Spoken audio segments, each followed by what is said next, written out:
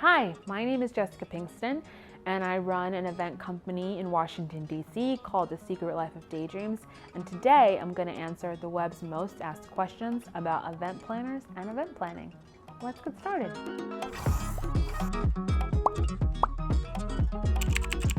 How do event planners get their first client? Most likely, if they are an event company or a freelancer or something like that, they are getting their first client by offering a free or extremely discounted service to a friend, family member, or work colleague.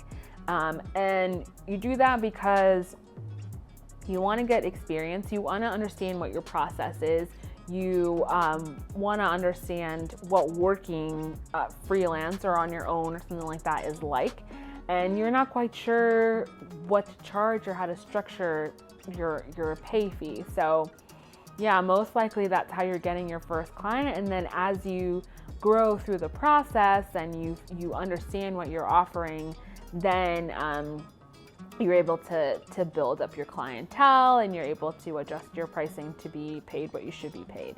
But I think probably all of us started off planning an event for free or at an extreme discount. How do event planners stay organized? Staying organized is so critical because there are so many elements that go into event planning, and you don't want to drop the ball anywhere. I am a list person. I write it down. When I'm working at the beginning of an event, I have my lists in my notebook, and I just write everything that needs to happen down. If I'm working on an event that's complex, maybe it's several days and several locations and a lot of vendors, as I get closer to the event and my stress level ratchets up, I will type up my list at that point because it's just too much to write down or it's changing too fast. So I just put 2 columns in a Word doc. And sometimes that document will be 6 pages, but at least I know everything is there and everything that needs to happen is written down somewhere. And then I can just go through and start knocking out all of those things off and working towards getting to a place where the event is as close to finished as it's going to get before I go on site. It's never fully finished. How do event planners dress?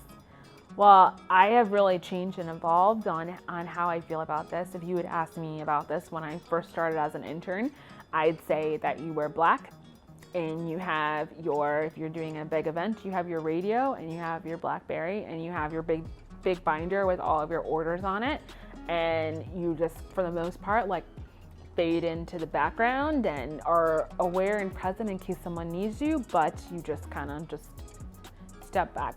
I don't really feel that way about it anymore. I'm not about being flashy and standing out, but I definitely step forward and step into the role of the event planner, event leader at an event, so people know who I am, so that if they need something, it's very easy for them to know who to go to for good or for bad. And I wear comfortable shoes now. Yes, I will have my heels sometimes, but I will not be wearing heels the entire life of an event on site. I always make sure that my dresses have pockets. I'm to the point where I don't buy dresses without pockets anymore because people are always giving you something, or you always have something, and the last thing you need is to put it down and lose it. And I don't like to carry a big bag, so I always make sure I have pockets. So I have my dress with pockets, I have my comfortable shoes, I have my clipboard, and now I just have my cell phone.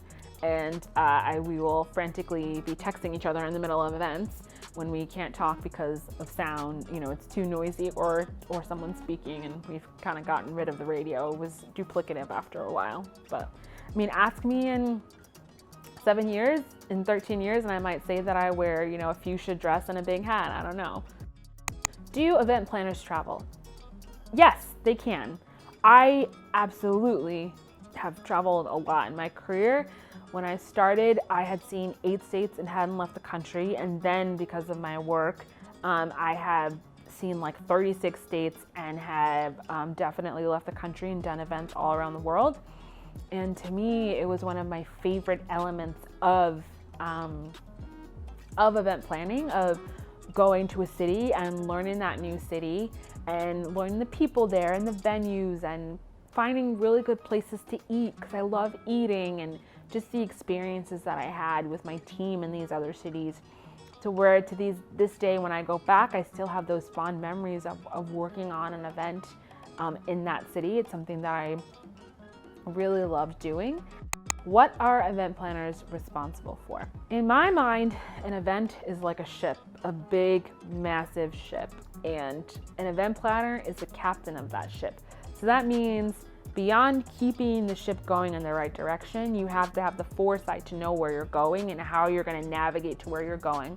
You need to understand all the elements of a ship. So you need to understand what's going on in the engine room, what's going on the bridge, like what else is happening on the ship, to be able to bring it all together to get to where you're going.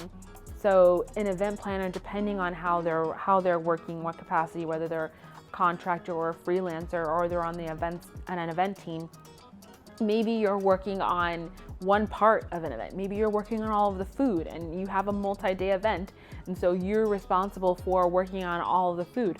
Or maybe you're working with the speakers and you're flowing into that. Or maybe you're working with hotels, and as an event planner, maybe you're coordinating with the sales team who's selling an expo floor or or sponsorship. So how are all those things coming together to make sure, and moving at the same pace, to make sure that you're all moving at the same speed and at the same direction to your destination, which is bringing people into your events so that they can have a good time. They're not focused on the details, but they're focused on their experience. To me, that's what a successful event is. And so an event planner is responsible for all the aspects that go into that event, whether you're doing a dinner for 25 people or whether you're planning a conference for 30,000 people. That is the role. You are responsible for that. You are where the buck stops. And that is absolutely what can make it stressful, but it can also be really enjoyable when it goes really well. What are event planners doing during COVID? Just like with everyone else, this is a really tough time, and our sister industries of air travel and hotels are also struggling. But I think that right now we are trying to figure out how to navigate this time. You know, a lot of events are going virtual, which is a great way to still bring people together and convene them, but at the same time, it's not the same as face-to-face events. If you and I were having this conversation face-to-face, where I could be reading your body language, or you could be asking me questions that aren't on this list, it'd be very different than me sitting here talking to a camera, or you looking at this on your screen. So, I mean, ultimately, we want to get back to being able to do that, you know, swiftly, but also safely. There's a lot of responsibility that goes in. If you're going to be bringing people together, you need to make sure always that it's safe.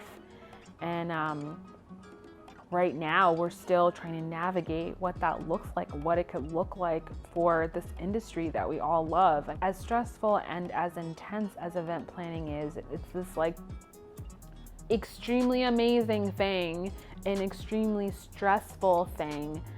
And I think it takes kind of, you know, someone who's maybe a little bit crazy to do this work and really love doing it. But we do love doing it, and we desperately miss doing this work.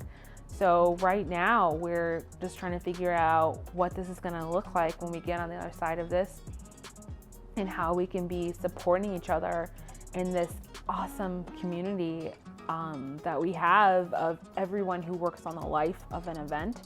And I know and I'm confident that we're going to get on the other side of this, and I'm really looking forward to being able to go back to doing what I love. And those are the web's most asked questions about event planning and event planners. Thank you so much for joining.